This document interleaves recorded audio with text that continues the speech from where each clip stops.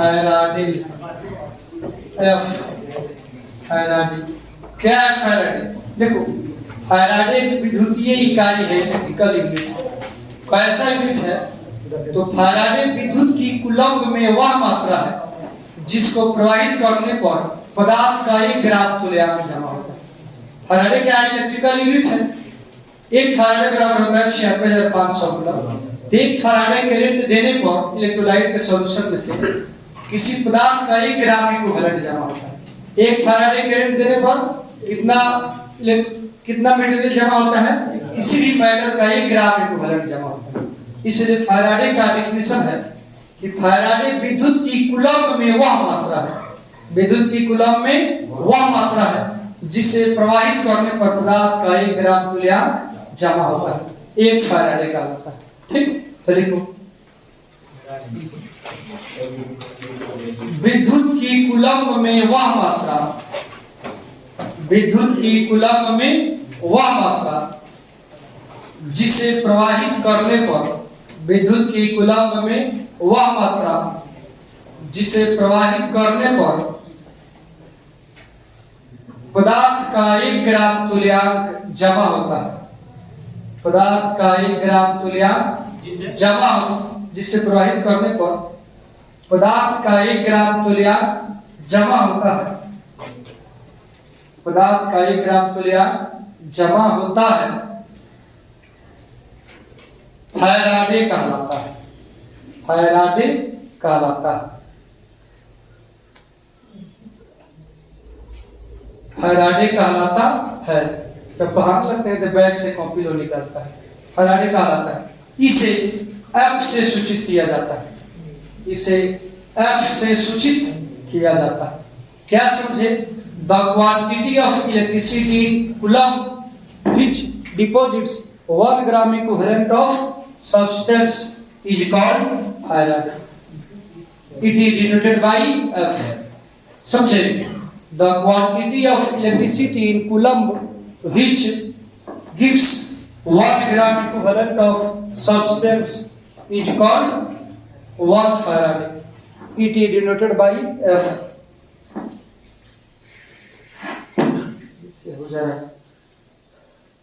हो गया? चलिए अब आइए, एक फैराडे इक्वल टू कितना होता है?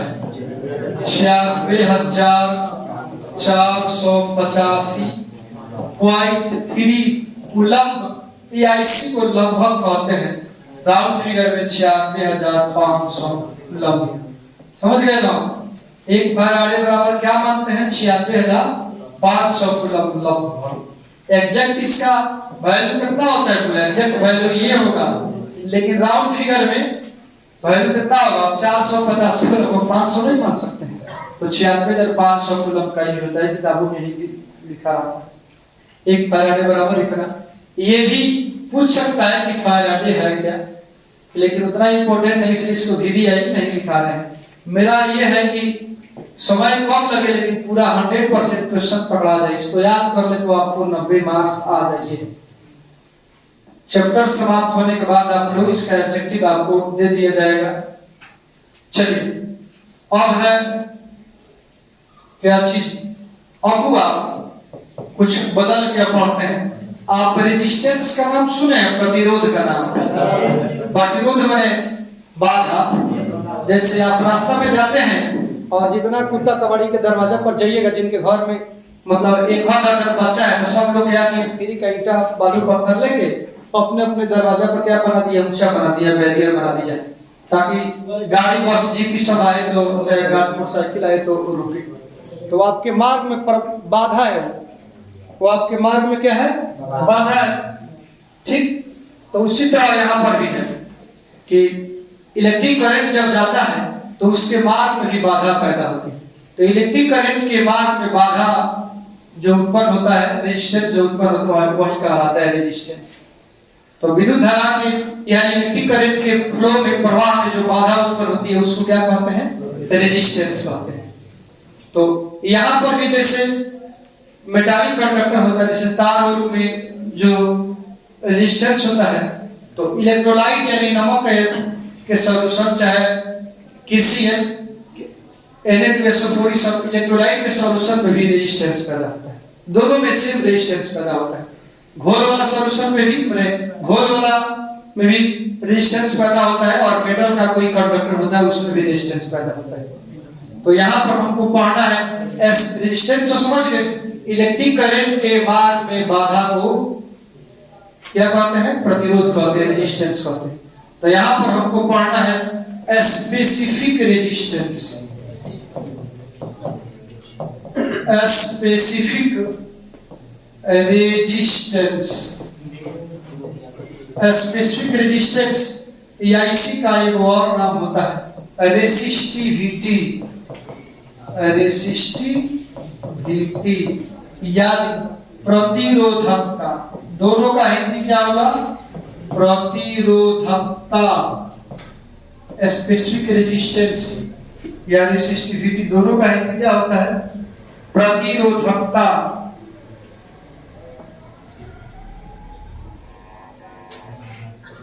प्रतिरोधकता हो गया। चलिए प्रतिरोधकता, आइए इसका डिफिनेशन दे। देखिए वैसा कंडक्टर, ठीक, वैसा कंडक्टर जिसकी लंबाई हो 1 सेंटीमीटर। ये आप अच्छा एक चीज, ये आप लोग जानते हैं ना कि किसी कंडक्टर में उत्पन्न होने वाला रेजिस्टेंस प्रोपोर्शनल होता है तार के यानी कंडक्टर के लंबाई के, और इनवर्सली प्रोपोर्शनल होता है उस एरिया ऑफ क्रॉस सेक्शन के यानी अनुप्रस्थ परिच्छेद के क्षेत्रफल के। अनुप्रस्थ परिच्छेद के क्षेत्रफल में हो गया, समानुपाती होता है। यानी देखते हैं जिन लोगों का नया नया शहर में मुहल्ला बस रहा हो तो सस्ता के आदमी होते हैं और उनका मन होता है कि मेरा भी घर शहर में हो तो आराम से मुहल्ला से दूर जहाँ रास्ता उसका नहीं निकला है और सस्ता में 1-1.5 लाख रुपए में कट्ठा गांव की जमीन के बराबर जमीन खरीद लेते हैं और घर और कुछ उसके बनवा लेते हैं। गांव में जाते हैं तो कहते हैं कि हम शहर में रहते हैं। तो वो लोग क्या करते हैं, उधर तो पुल रास्ता उसका होता नहीं, तो जाड़े में वो नाव का सहारा या कपड़ा उठा या कीचड़ कचाड़ के अपने घर जाता है। अब बांस पर टांग के तार अपने घर पर ले आता है। तो ट्रांसफार्मर से उनके तार की लंबाई क्या होती है, बहुत बढ़ जाती है। तो उनके घर में पूरा बॉल जलता है, तो देखे हैं बहुत डीप जलता है। कोई चीज इलेक्ट्रिकल इंस्ट्रूमेंट बिना स्टेबलाइजर का काम नहीं करता है, वोल्टेज बड़ी कम रहता है। क्यों? तार की लंबाई बढ़ी तो रेजिस्टेंस ज्यादा पैदा होगा।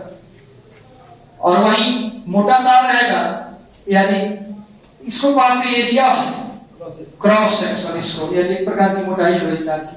एरिया ऑफ क्रॉस सेक्शन ज्यादा रहेगा तो रेजिस्टेंस कम लगेगा, और लंबा तार रहेगा तो रेजिस्टेंस ज्यादा लगेगा। तो वहीं जो अपने घर में दूर लाइन खींच के ले जाता है और डीसी करंट में और ज्यादा रेजिस्टेंस उत्पन्न होता है। बैटरी का करंट हुआ यहां से यहां तक बैटरी से जोड़ के डीसी फैन चलाइए, तेजी में चलेगा, मात्र 2 हाथ दूर कीजिए सीधे फैन आधा हो जाएगा उसका स्पीड। डीसी में और ज्यादा रेजिस्टेंस पैदा होता है।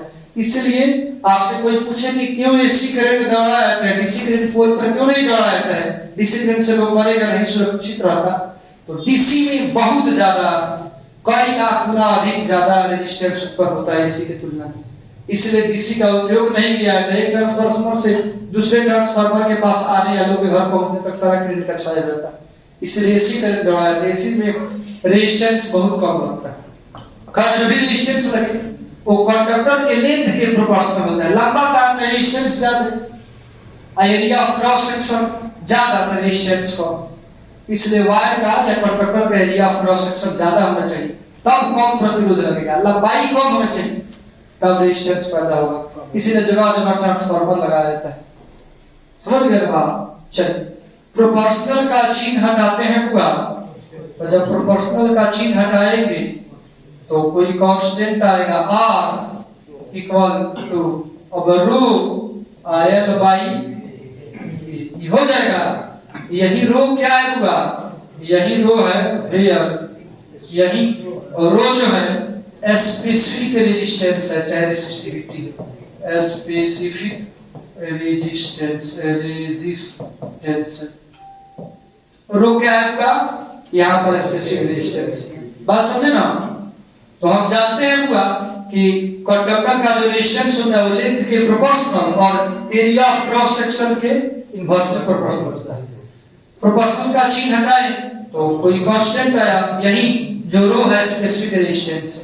अब मान के चलिए हुआ, मान लिया कि if L equal to 1 cm, यदि L कितना हो 1 cm है एंड A कितना हो 1 cm स्क्वायर, तो क्या हो जाएगा, इसलिए होगा R इक्वल टू रो 1/1, मतलब क्या होगा R इक्वल टू रो नहीं हो जाएगा, 1/1 कैंसिल हो जाएगा, मतलब क्या होगा R इक्वल टू रो, यानी रेजिस्टेंस ही स्पेसिफिक रेजिस्टेंस है।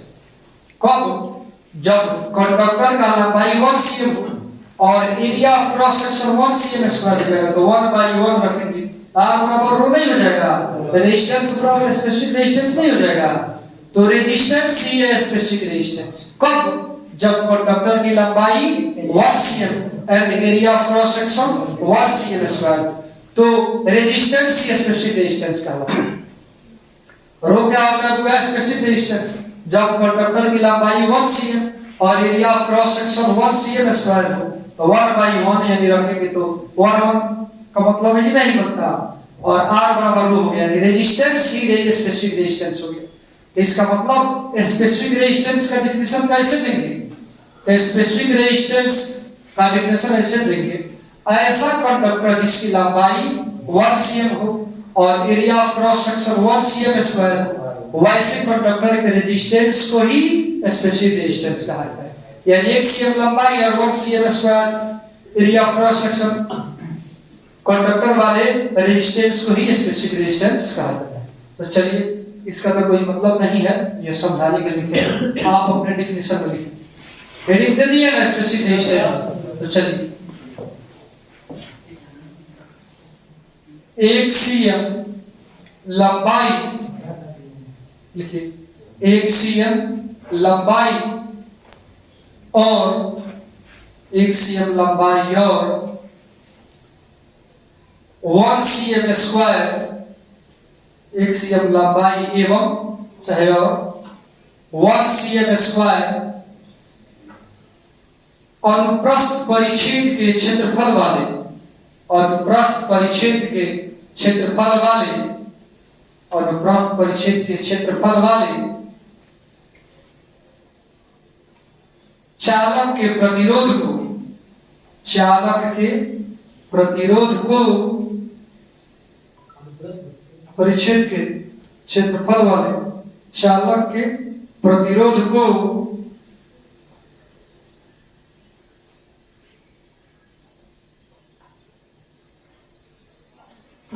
चालक के प्रतिरोध को विशिष्ट प्रतिरोध कहा जाता है, विशिष्ट प्रतिरोध कहा जाता है।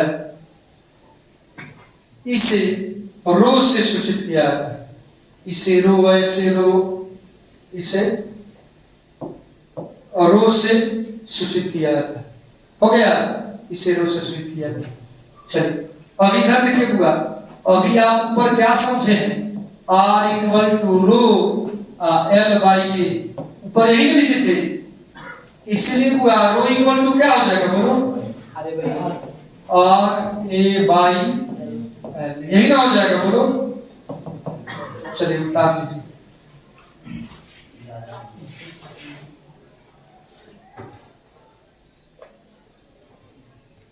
चलिए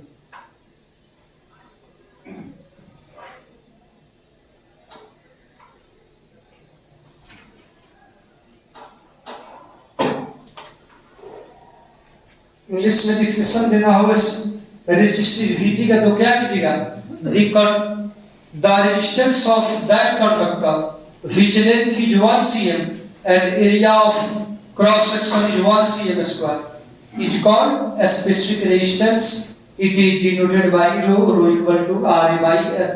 डेफिनेशन इसका हो गया। चलिए उदाहरण लिए होंगे मेरे ख्याल से। अब आइए, अब हमको हुआ स्पेसिफिक रेजिस्टेंस उतना इंपॉर्टेंट नहीं है जितना आप पढ़ाने जा रहे हैं वो है, और जो पढ़ाने जा रहे हैं इसको होगा VVI 2 मार्क्स में लिख लीजिए। लिखिए, फैराडे लॉ यदि नहीं पूछा तो कौन पूछेगा? यही जो पढ़ाने जा रहे हो। चलिए, तो क्या हुआ? Specific conductivity, specific conductivity, specific conductivity. Hindi हुआ विशिष्ट चालकता। कौन चालकता हुआ? विशिष्ट चालकता, स्पेसिफिक कंडक्टिविटी, विशिष्ट चालकता।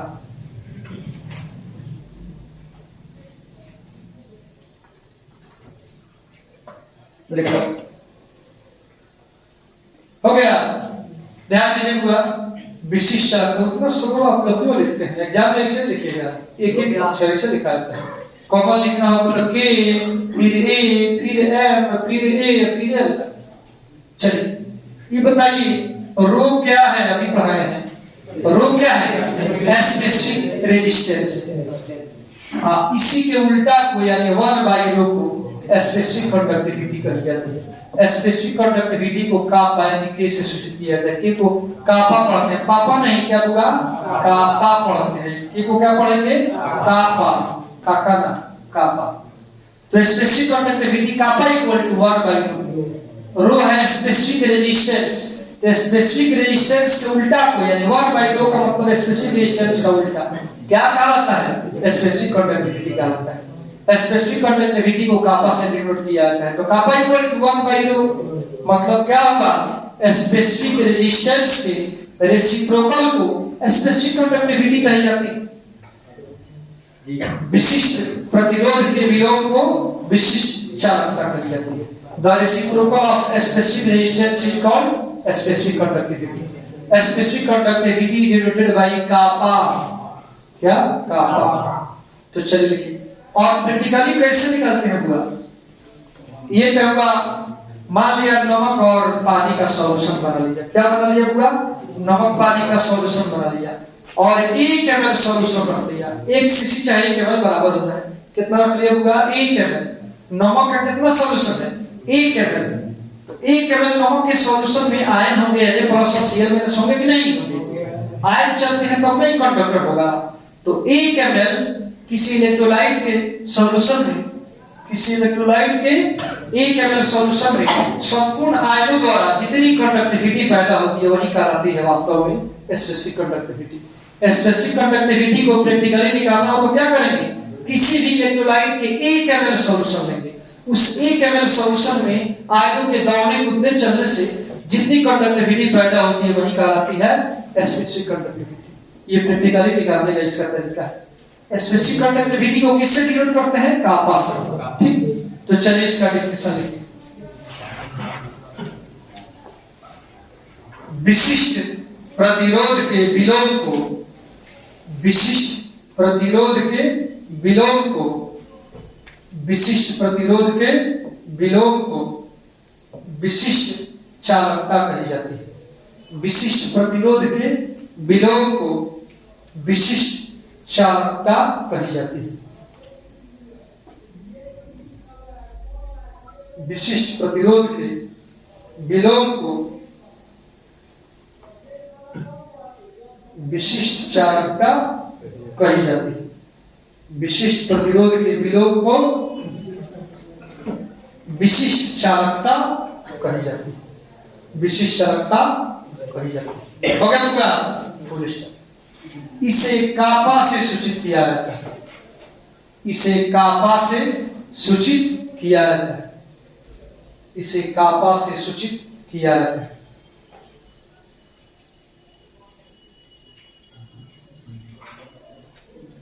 कापा से सूचित किया जाता है।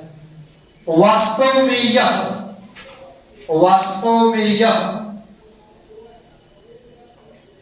1 ml, वास्तव में यह 1 ml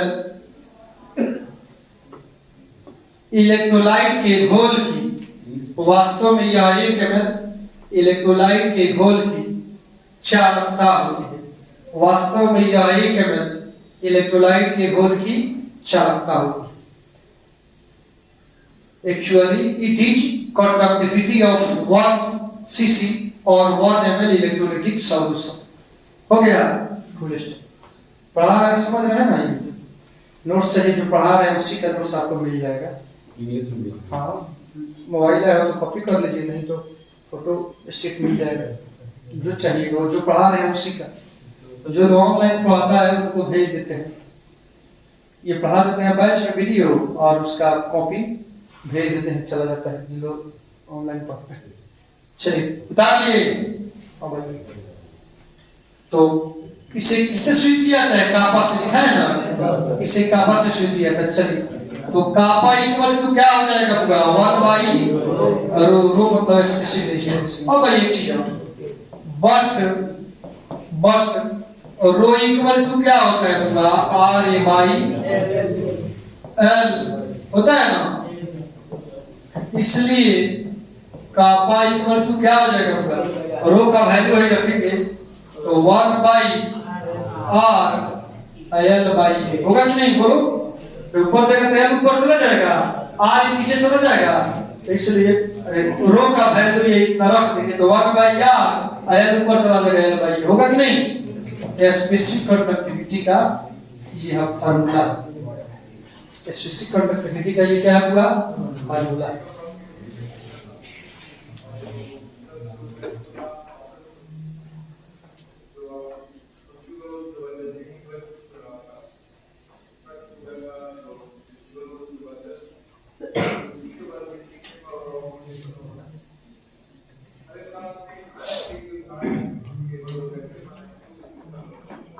हो गया।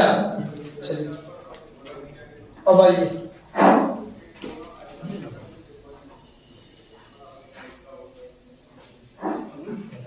मिटा दे। अब देखिए स्पेसिफिक कंडक्टिविटी का यूनिट क्या होगा, मात्रक क्या होगा।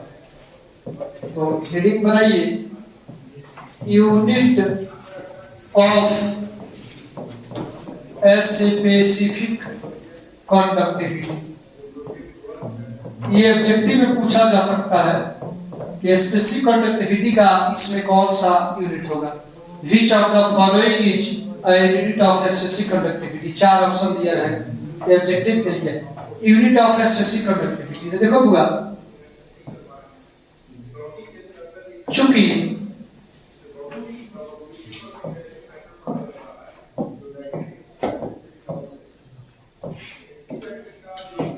देखो चूंकि बुआ कापा इक्वल टू क्या होता है 1 बाई आर एल बाई ए होता है ना। चलिए तो क्या होगा 1 बाई आर का यूनिट कौन होता है, वो रेजिस्टेंस का यूनिट कौन होता है वो, तो 1 बाई ओ लेंथ का यूनिट कौन होता है सीएम, एरिया का सीएम स्क्वायर। इसलिए कापा इक्वल टू यानी स्पेसिफिक कंडक्टिविटी का यूनिट क्या होगा, वो ऊपर जाएगा तो वो भी बस सीएम बढ़ जाएगी, वो सीएम बचा तो क्या हो जाएगा तो सीएम बस। तो स्पेसिफिक कंडक्टिविटी का यूनिट क्या होगा, वो भी बस सीएम बस। उतार दीजिए इसका हिंदी।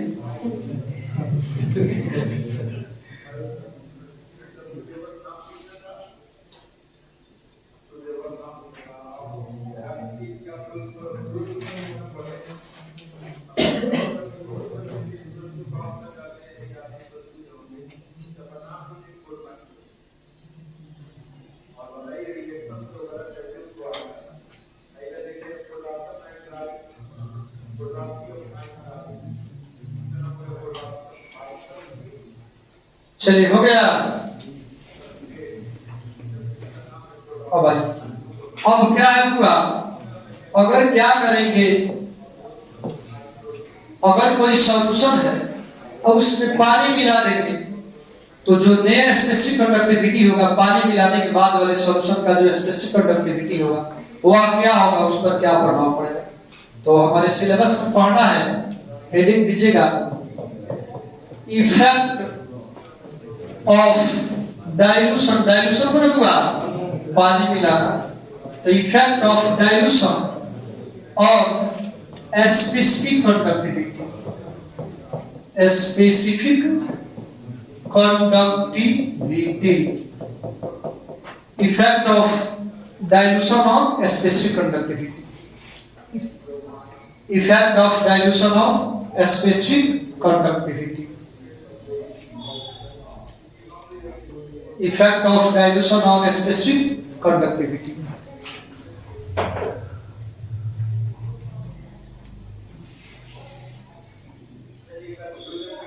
यानी हिंदी हुआ विशिष्ट चालकता पर तरुता का प्रभाव। विशिष्ट चालकता पर तरुता का प्रभाव। विशिष्ट चालकता पर तरुता का प्रभाव। विशिष्ट चालकता पर तरुता का प्रभाव हो गया। तो विशिष्ट चालकता पर तरुता का प्रभाव। देखो ये क्या है तरुता का प्रभाव। तरु का मतलब क्या होता है? फीका। तरु का माने फीका करना। जैसे तुम लोगों को घर पर बहुत लोग गाय भैंस होगा, तो कोई दूध खरीदने आता है तो उसके पहले देख रहे हैं कि आ रहा है, तो ऊपर से एक मग पानी लेकर दुकानदारी कर रहा, उसे देख रहा है कोई नहीं आ रहा। हालांकि हम गए एक बार बचपन में दूध लेने गए, आदमी को पकड़ के मिला रहा। उसके बाद सतर्क हो गया तो बाल्टी में पानी रख के पहले ही से किनारे दूर तक था कि डायरेक्ट गुरगुर उसमें नहीं गिरे। पहले ही से आधा लीटर पानी लाता था, भरता था। तो है चाहे एफएम रेडियो में नहीं सुने हो, देख रहे हो देखा सुखाड़ी का दूध में पानी मिला उतरा, तो वह हुआ डाइल्यूशन। यानी पानी मिलाना किसी को फीका करना डाइल्यूशन कहलाता है। जैसे मान लिया एक दिन उसके घर गए हुआ तो एक गिलास शरबत बना लिया था और अपने लिए बनाया था, तो बोला कि मामा जी शरबत पिए हम कर लाओ, तो बोला कि ठीक बात। गया बड़का मग में पूरा पानी भर के लाया और एक गिलास जो बनाया हुआ था मिला दिया और हो गया पूरा 3 गिलास। अखबार है कि और पीजिए ना, और पीजिए ना। तो पहले एक गिलास जो लाया था उसमें चीनी के पार्टिकल की संख्या ज्यादा थी आगे, और उसमें एक मग पानी मिला दिया गया और नया जो एक गिलास लेके उसमें चीनी के पार्टिकल की संख्या ज्यादा। पहले क्या था, एक गिलास में चीनी की संख्या ज्यादा थी। अब जो एक गिलास नया बना, एक गिलास को 3 गिलास में घोल के बनाया गया, और उसमें से एक गिलास जो नया लेके वो फीका होगा कि गड़ा होगा? फीका होगा। उसी तरह की बात है उनका। मान लिया कोई सॉल्यूशन है, उसमें से 1 ml लेंगे, 1 ml सॉल्यूशन में जितने आयन है वो चल रहे हैं, उसकी कंडक्टिविटी है स्पेसिफिक कंडक्टिविटी, और उसमें पानी मिलाकर फीका कर दिया, ज्यादा बना दिया, वॉल्यूम ज्यादा हो गया। और उसमें से 1 ml उठाइएगा तो उसमें पार्टिकल की संख्या नहीं, आयनों की संख्या पहले से क्या रहेगी? कम रहेगी। तो कंडक्टिविटी बढ़ जाएगी, घट जाएगी? घट जाएगी। आयरन में चलता है तो कंडक्टिविटी पैदा होती है। तो पानी मिला के फीका कर दिए, वॉल्यूम बढ़ गया, लेकिन आयनों की संख्या घट गया। अब नया एक ml उसमें से लेंगे, उसमें आयनों की संख्या कम होगी, तो कंडक्टिविटी भी क्या हो जाएगी? कम हो जाएगी। इसलिए मेरा कहना क्या है कि तरुता वृद्धि के साथ स्पेसिफिक कंडक्टिविटी का मान घटता है। यानी specific conductivity decrease with dilution. जैसे जैसे पानी मिलाओगे, सॉल्यूशन को फीका करोगे, वैसे वैसे स्पेसिफिक कंडक्टिविटी का मान घटता है, कम होता है। समझे ना बात? तो चलिए लिखिए तरुता वृद्धि के साथ, तरुता वृद्धि के साथ, तरुता वृद्धि के साथ विशिष्ट चालकता का मान, तरुता वृद्धि के साथ विशिष्ट चालकता का मान घटता है। तरुता वृद्धि के साथ विशिष्ट चालकता का मान घटता है। तरुता वृद्धि के साथ विशिष्ट चालकता का मान क्या होता है? घटता है। क्योंकि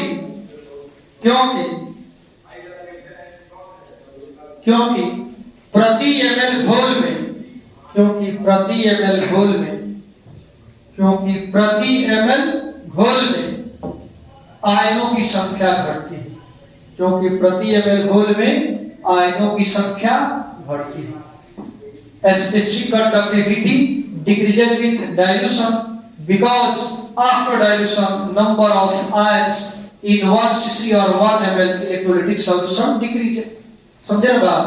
चलिए अब आइए तो स्पेसिफिक कंडक्टिविटी का पूरा खानदान हम लोग पढ़ लें। अब आइए नया कंडक्टिविटी है मोलर कंडक्टिविटी। कौन सी कंडक्टिविटी? पूरा मोलर कंडक्टिविटी।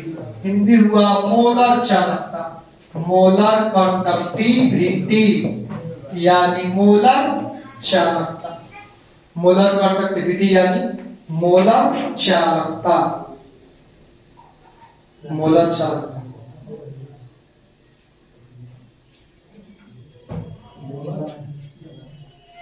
मोलर चालकता, देखिए इसके नाम में क्या हुआ, मोलर यानी ये बना है मोल से, मोलर बने एक मोल का, मोलर बने एक मोल का, कंडक्टिविटी बने चालकता, एक मोल का चालकता।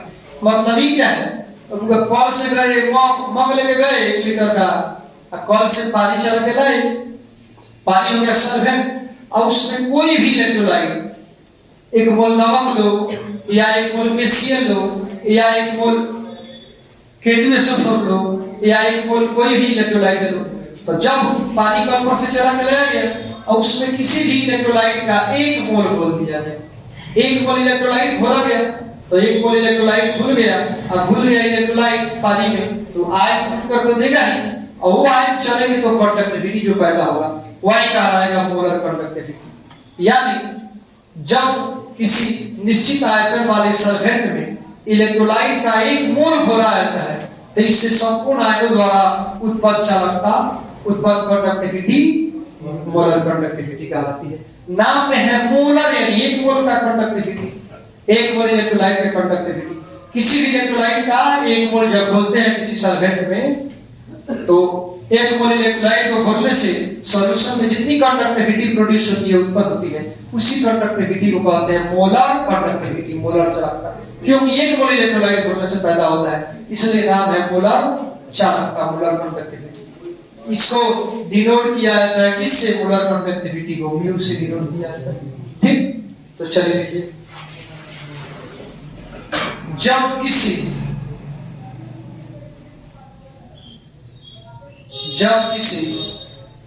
घोल में, जब किसी घोल में इलेक्ट्रोलाइट का, जब किसी घोल में इलेक्ट्रोलाइट का, जब किसी घोल में इलेक्ट्रोलाइट का एक मोल घुला रहता है, जब किसी घोल में इलेक्ट्रोलाइट का एक मोल घुला रहता है, एक मोल घुला रहता है, तो इससे संपूर्ण आयनों द्वारा, तो इससे संपूर्ण आयनों द्वारा, तो इससे संपूर्ण आयनों द्वारा उत्पन्न चालकता, तो इससे संपूर्ण आयनों द्वारा उत्पन्न चालकता मोलर चालकता कहलाती है। तो इससे संपूर्ण आयनों द्वारा उत्पन्न चालकता मोलर चालकता कहलाती है। इसे म्यू से सूचित किया जाता है, इसे म्यू से सूचित किया जाता है, इसे म्यू से सूचित किया जाता है, इसे म्यू से सूचित किया जाता है। हो गया पूर्ण विराम।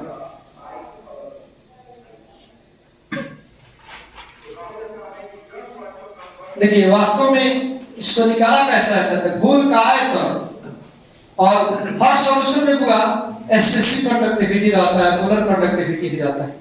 तो इसको कैसे निकालते हैं, तो किसी सॉल्यूशन का जो वॉल्यूम होता है तनु और उसके स्पेसिफिक कंडक्टिविटी का आप दोनों में गुणा करते हैं तो मोलर कंडक्टिविटी आता है। तो देखिए वास्तव में यह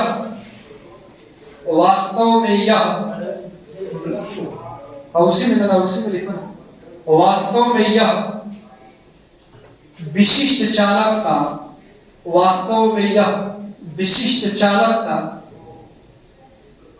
एवं वास्तव में यह विशिष्ट चालकता एवं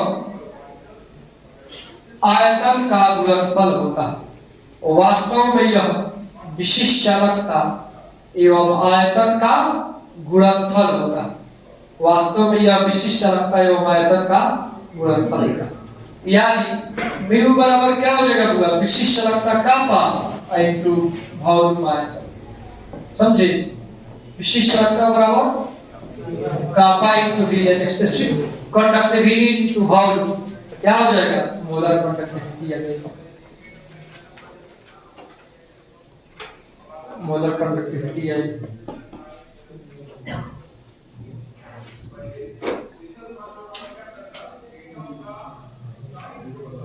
तेजी में लिखो होगा।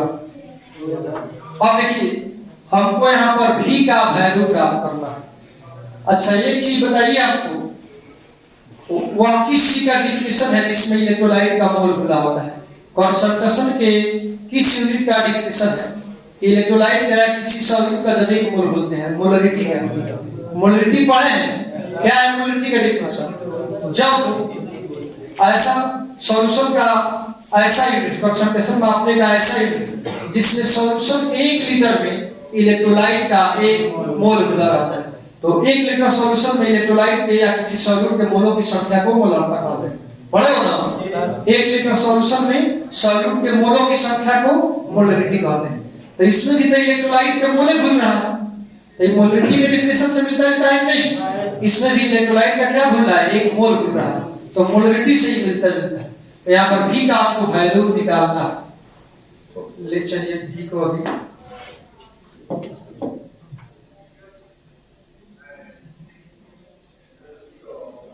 इसको भूल जाइए। मान के चलिए हुआ मोलरिटी के डिफिनेशन से हम आ रहे हैं। मान के चल रहे हैं कि m मोल इलेक्ट्रोलाइट घूम रहा है कितना में? 1000 ml में। मोलरिटी का ही ना परिभाषा है, 1 लीटर चाहे 1000 ml में सॉल्यूट के मोलों की संख्या को मोलरिटी कहते हैं। तो मान के चल रहे हैं कि m मोल इलेक्ट्रोलाइट घूम रहा है 1000 ml में चाहे 1 लीटर में, तो लेट यानी माना m मोल इलेक्ट्रोलाइट, माना m mole electrolyte is in 1000 CC solution. SOLN power मतलब सॉल्यूशन। मान के चल रहे होगा, क्या मान के चल रहे हैं? मान के चल रहे हैं कि m मोल इलेक्ट्रोलाइट घुला है कितना में? 1000 सीसी सॉल्यूशन। इसलिए 1 मोल इलेक्ट्रोलाइट कितना में घुलेगा? होगा 1000 सीसी बाई m, यही तो घुलेगा। m मोल घुला हुआ है 1000 सीसी में, तो 1 मोल कितना में घुलेगा? 1000 सीसी बाई m में। इसलिए भी का भाव, इस भी का वैल्यू क्या हो जाएगा? हम डेफिनेशन में क्या दिए हैं? जब किसी सॉल्यूशन में इलेक्ट्रोलाइट का 1 मोल घुला होता है, तो 1 मोल घोलने वाला वॉल्यूम कौन होगा? 1000 सीसी बाई m होगा। इसलिए भी का वैल्यू मिल गया। हमने डेफिनेशन में मोलर कंडक्टिविटी के क्या दिया था? जब किसी सॉल्यूशन में इलेक्ट्रोलाइट का m मोल घुला रहता है, 1 मोल घुला रहता है, तो उससे उत्पन्न चालकता मोलर चालकता कहलाती है। तो 1 मोल घोलने वाला आयतन कितना होगा? 1000 सीसी बाई m होगा। इसलिए पूरा यहाँ पर इसका वैल्यू रख लेंगे। इसलिए मोलर कंडक्टिविटी म्यू बराबर क्या हो जाएगा? कापा है तो कापा रहेगा।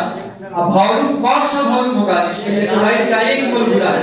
1000 सीसी बाई m, यानी 1000 बाई m सीसी। सीसी लिखोगे चाहे नहीं लिखोगे हो जाएगा उसी। तो मोलर कंडक्टिविटी इक्वल टू क्या हो गया? कापा इनटू 1000 बाई m, यही इसका यूनिट हो गया। किताबों में देखेगा तो ऐसे ही मिलेगा। चलिए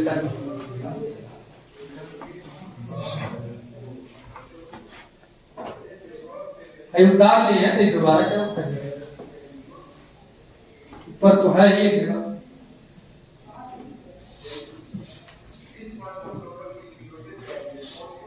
VVI इसको भी कर दीजिए पूरा, स्पेसिफिक कंडक्टिविटी और मोलर कंडक्टिविटी दोनों को VVI कर दीजिए। जो VVI दिखाते हैं एग्जाम में पता चलेगा, जब जाइएगा बैठिएगा एग्जाम में कहिएगा कि बैच का सागर में मोती ढूंढना, आराम से ढूंढते रहिए। 6-6 महीना साल भर मिलेगा कि नहीं मिलेगा। और क्रैश कोर्स का कटोरा में मोती ढूंढना, कटोरा का पानी बहुत कम है, आराम से ढूंढा जाएगा, 1 सेकंड में पकड़ा जाएगा मोती। तो इसमें है लगभग 2 क्लास और चलेगा तो ये चैप्टर क्या हो जाएगा? पूरा समाप्त हो जाएगा। हर 4-5 दिन में चैप्टर फिनिश। चैप्टर के अंत में उसका ऑब्जेक्टिव ले लीजिएगा। ऑब्जेक्टिव कहां से आता है? इसमें से आता है। हम केवल केस क्वेश्चन ही नहीं पढ़ा रहे हैं, इसमें लगभग सिलेबस पढ़ा रहे हैं। जो आने वाला है उसको साथ रिवीजन करके बता दे रहे हैं। इससे आपको कुछ नॉलेज भी होगा, एब्जेक्टिव भी पढ़ाएगा और रिवीजन तो जिसको आना है तो आएगा। चलिए उतार लिए, बहुत अच्छा किया। कोई दिक्कत? अब आइए, इसका यूनिट क्या होगा? मोलर कंडक्टिविटी का यूनिट क्या होगा? इसका भी यूनिट होगा। तो यूनिट यानी मात्रक ऑफ इसका, तो molar conductivity, unit of molar conductivity मतलब मोलर चालकता का मात्रक, मोलर चालकता का मात्रक। भाई देखिए हुआ, चूंकि म्यू बराबर क्या होता है देखते चलो, कापा इनटू, बोलो ना, म्यू बराबर कापा इनटू v। तो चलिए कापा क्या है? कापा बराबर क्या होता है? 1 by r, l by e, अब v है तो v रहेगा। चूंकि मोलर कंडक्टिविटी है तो पर मोल यानी 1 मोल से भाग दे दिया गया। अब देखिए 1 बाई r मतलब रेजिस्टेंस को, l मतलब cm, a मतलब cm स्क्वायर, v का मतलब वॉल्यूम का क्या होता है? cm क्यूब, अब मोल है तो मोल। अब चलिए पूरा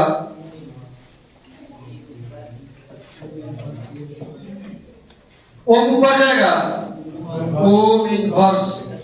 भाई देखो हुआ cm 3 है, cm लिखा क्या हो जाएगा?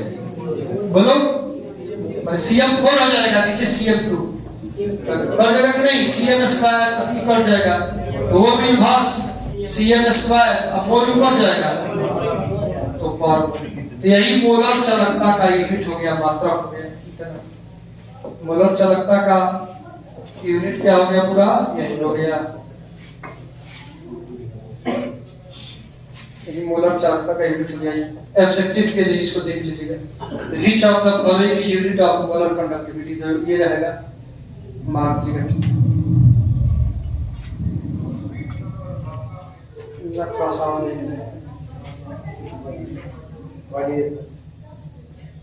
सबसे लड़की सबसे ठीक मांगी है, सबका ठीक पुलिस ठीक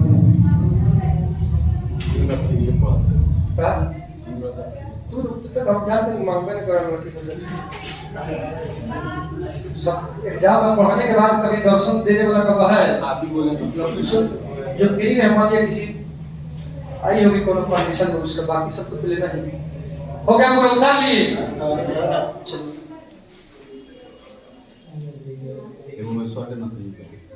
हाँ तो मान लीजिए जो विशेष वाला है उससे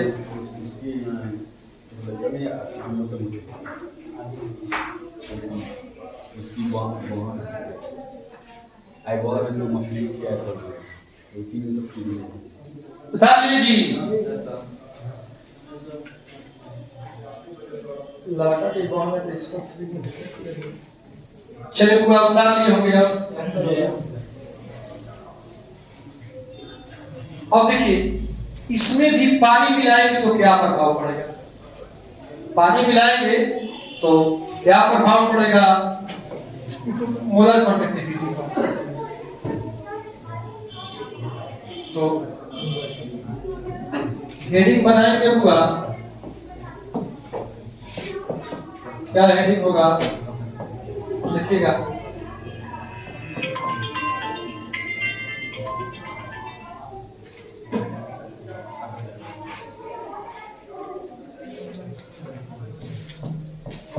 इफेक्ट ऑफ डाइल्यूशन और मोलर कंडक्टिविटी लिख देते हैं। Effect of dilution, effect of dilution और molar conductivity, effect of dilution और मोलर कंडक्टिविटी, मोलर चालकता पर तरलता का प्रभाव। मोलर चालकता पर मतलब देख लीजिएगा उससे कम, मोलर चालकता पर तरलता का प्रभाव, मोलर चालकता पर तरलता का प्रभाव। ये देखिए जी, चूंकि बुआ म्यू बराबर कापा इंटू क्या होता है, भी होता है। अब बताइए पानी मिलाएंगे किसी सॉल्यूशन में तो उसका भी बढ़ेगा कि नहीं, वॉल्यूम बढ़ेगा।